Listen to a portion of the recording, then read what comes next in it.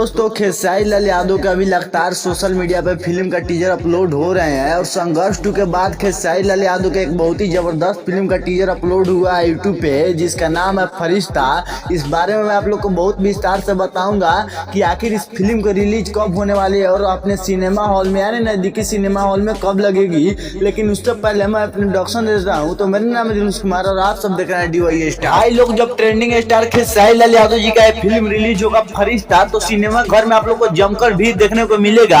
और आप लोग से मैं कहना चाहता हूं कि आप लोग पहले ही टिकट बुक करा लीजिएगा, नहीं तो आप लोग को टिकट लेने में बहुत ही ज्यादा परेशानी होगा। और भोजपुरी में मैंने पहली बार कोई बदलने का प्रयास किया है, तो अपने ट्रेंडिंग स्टार खेसारी लाल यादव। आप लोग खेसारी लाल यादव के नए सोच यानी फरिश्ता मूवी के बारे में क्या सोचते हैं, आप लोग कमेंट बॉक्स में जरूर बताइएगा। और ऐसा ही भोजपुरी से कोई भी छोटा बड़ा अपडेट देखने के लिए हमारे इस DY स्टार्स और चैनल को सब्सक्राइब जरूर कर दीजिएगा। चलिए मिलते हैं किसी और वीडियो में। वीडियो देखने के लिए धन्यवाद। सभे गैर हो गई।